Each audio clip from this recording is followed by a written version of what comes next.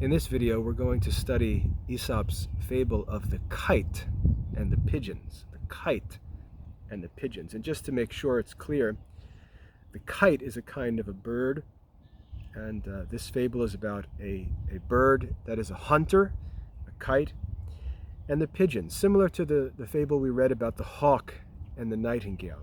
Just some different details in this fable. So let's read together the fable of the kite and the pigeons. A kite that had kept sailing around a dovecote, or a house where doves or pigeons live. A kite that had kept sailing around a dovecote for many days to no purpose was forced by hunger to have recourse to stratagem. In other words, the kite was circling the dove house, but the doves never came out, and he never had an opportunity to catch any of them. And becoming hungry, he had to find some strategy or some plan that he could use to get a hold of some food. Approaching the pigeons in his gentlest manner, so this was his stratagem.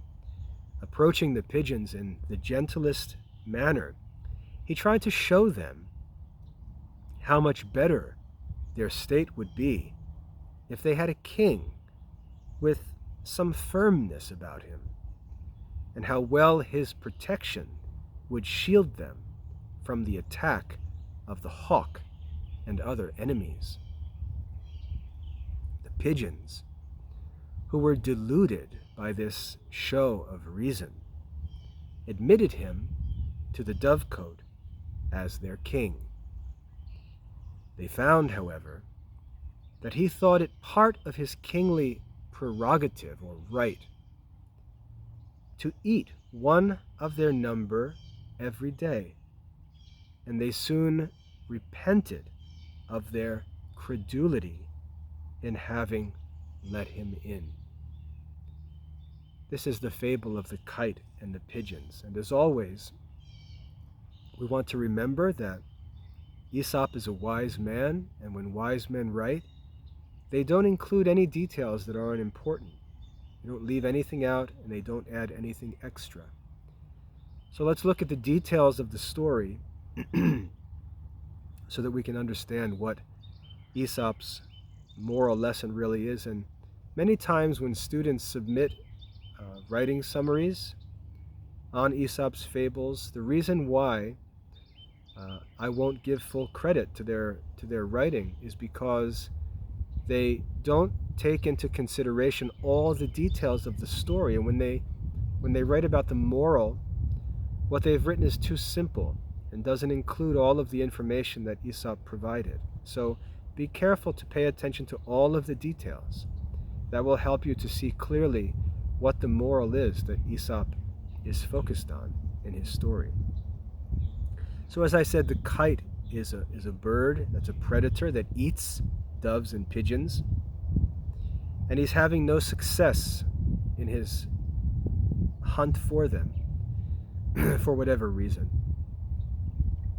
And so he comes up with a strategy. And his strategy is to promise them benefits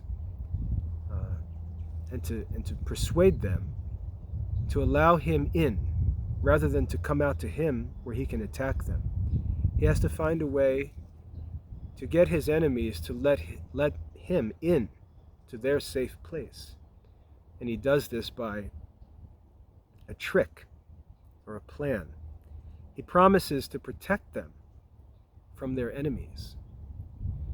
And when they think about it, doves and pigeons not being thought of as smart animals, they decide to believe him, to trust him. That's what the word credulity means. And they let him in. And after they let him in, they learn that they shouldn't have trusted him, but that he had a strategy for how he would get what he wanted, and he got it by another means. And this is the fable of the kite and the pigeons. The pigeons repent and regret their decision to let him in. So what's the moral of the fable? Well, there are many different angles that we can consider this fable from. The most simple is to never trust your enemies. To never trust your enemies. When someone tells you, for example, when God tells us that a certain person or a certain idea or a certain behavior is an enemy to our soul, we'll often be tempted to think that it's not so. We'll often be tempted. It's as if the devil may hover around us like a kite flying around the pigeon house.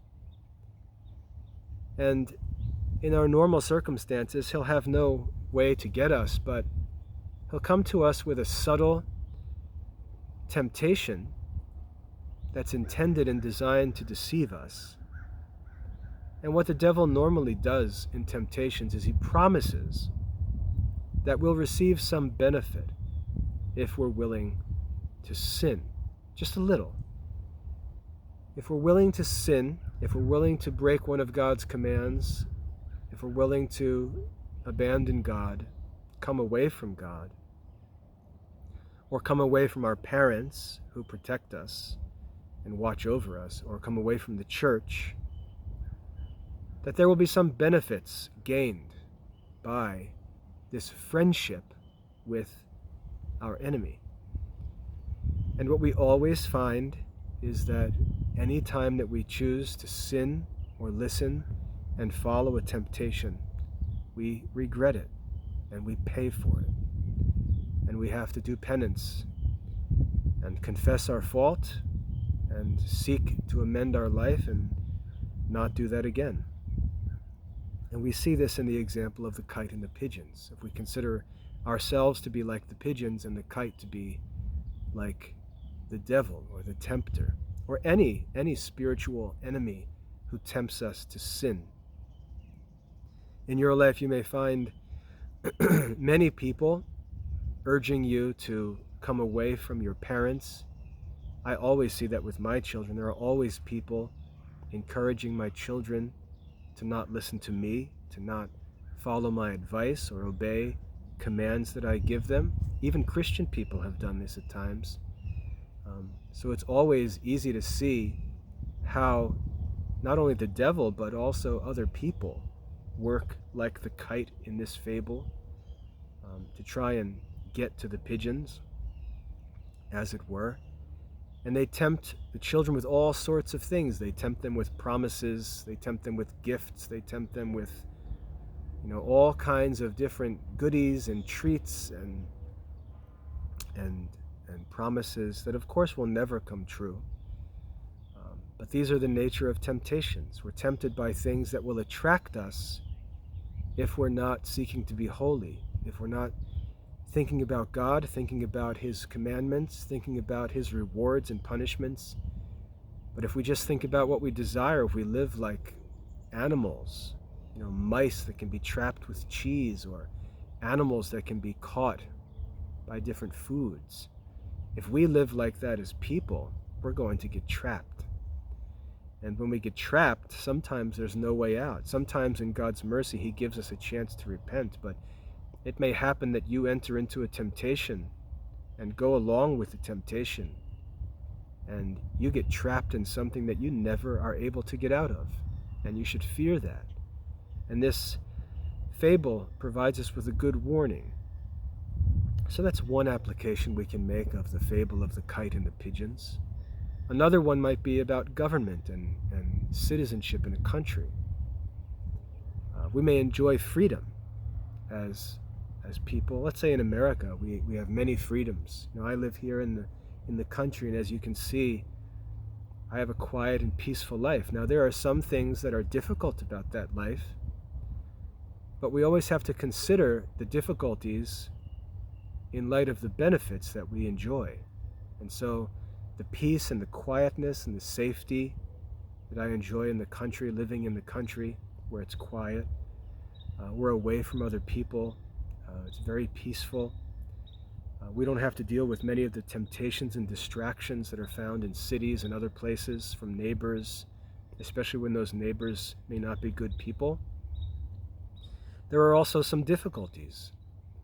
And so we'll always be tempted with the promises of, say, politicians to sacrifice this freedom in order to gain this benefit. And what we always need to be mindful of is that benefits always come with costs. Nothing in life is ever free. If someone's offering something for free, there must be something that they're seeking, because nothing good in life is free. And politicians make many promises of benefits, but we have to ask why they're interested in making these benefits available to us, and whether or not the cost of those benefits may be far worse than the original difficulty that we had to deal with. And so, the fable of the kite and the pigeons can be helpful for us to think about political promises that are made to us, where if we give up some of our freedom, we may have some greater benefits. Well, in the end, those benefits may not be worth the freedom that we enjoyed in the first place. One example of this in the Bible, if you read the story of the history of Israel in the Old Testament, God had led them out of Egypt, and they were wandering, and they really had no government, they had no ruler. They were living, trusting in God, and the only rule for their life was that if they would keep God's commandments, God would protect and bless them.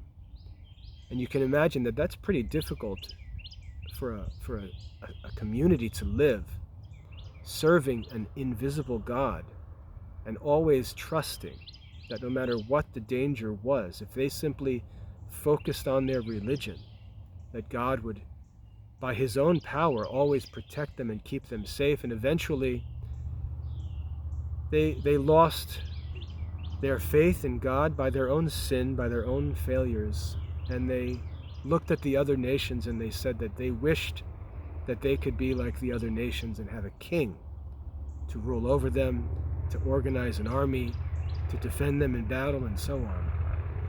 And so they asked the prophet Samuel if he would provide them with a king to rule over them. And when they did this, it made God angry. It made the prophet Samuel angry, because they didn't need a king. They had God himself as their king. But they asked for a king, and when they did so, Samuel warned them of the costs that would come with having a king. Sure, the king might provide you with some benefits, but you're going to pay for this king.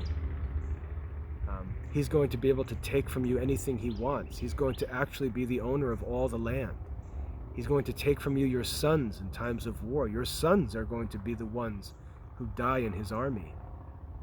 Your daughters he may take for his own. He may take your servants. He may take anything he wants, because he's going to have the power of a king. And God warned the people of the costs of a king. And they said that they wanted a king anyway, so God gave them a king, and their experience was exactly what God warned them it would be. Bad kings took terrible advantage of them and made them suffer. And by God's grace, they occasionally had a good king, like King Solomon or King David, who did good to them. But we always need to be wary when someone is promising us benefits, because those benefits may come with a cost, especially when the benefits are promised to us by people who we ought to know are normally our enemies. So I hope that's a helpful discussion of Aesop's fable of the kite and the pigeon. Study this fable for yourself and think in your own life about how it might apply to different situations, and you'll find unique uses for this fable, because your experiences and circumstances in life are unique, unlike anyone else's, and you'll find the fable helpful in your life. I hope that's helpful. God bless your studies.